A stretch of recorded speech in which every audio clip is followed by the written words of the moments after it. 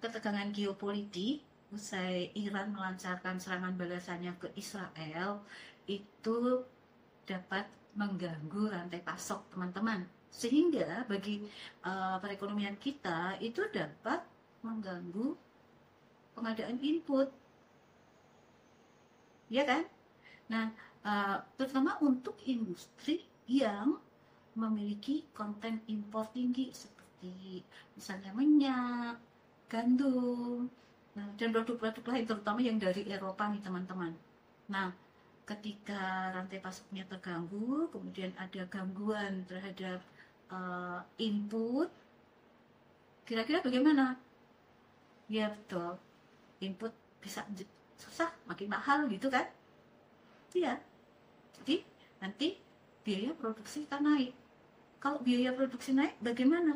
Ya, perusahaan itu tentu akan membuat penyesuaian, melakukan penyesuaian-penyesuaian untuk menekan biaya. Kapasitas produksinya bisa turun.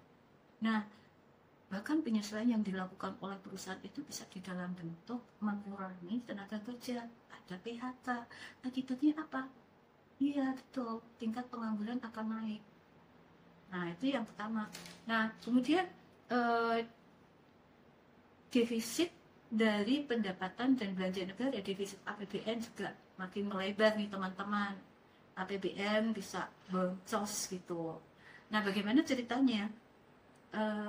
Pemerintah dan DPR RI kan telah menyepakati ya, telah sepakat dengan asumsi uh, makro yang digunakan untuk penyusunan APBN ini untuk tahun 2024 nih teman-teman. Itu misalnya pertumbuhan ekonomi sebesar 5,2%, kemudian inflasi itu terkendali di bawah 3% ya kalau nggak salah sih, 2,8%. Lalu nilai tukar itu 15.000 rupiah per USD. Lalu apa lagi ya? Nah, ini tentang rupiah nih. Yang disepakati itu kan 15.000 rupiah per USD. Nah, sekarang tembus 16.000 rupiah per USD, teman-teman.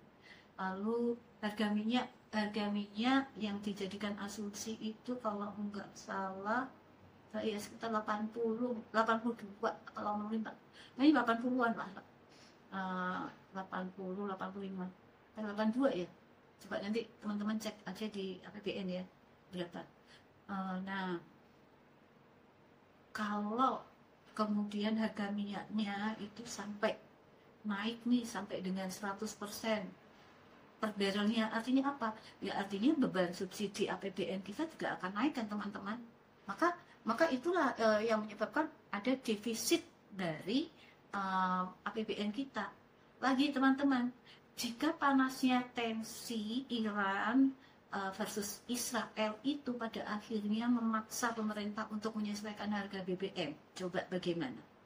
Iya, dalam negeri pemerintah mengurangi subsidi, terpaksa menaikkan harga BBM.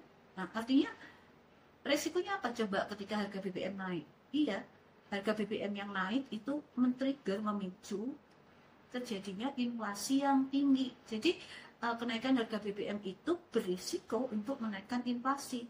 Jika inflasi meningkat, maka suku bunga bagaimana? Ya berpotensi untuk naik, untuk menekan peredaran uang supaya harga-harga kembali stabil.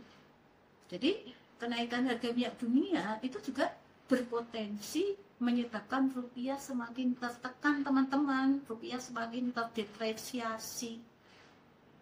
Nah, nanti harga barang impor naik, ya kan? Tadi dari industri itu, terutama industri yang lokal, yang impor kontennya tinggi itu, nah ini akan sangat terganggu teman-teman.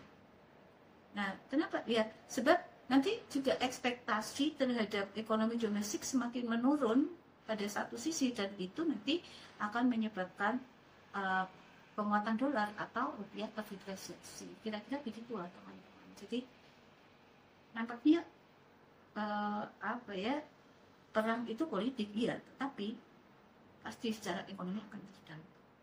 Semoga dunia damai tanpa perang ya teman-teman.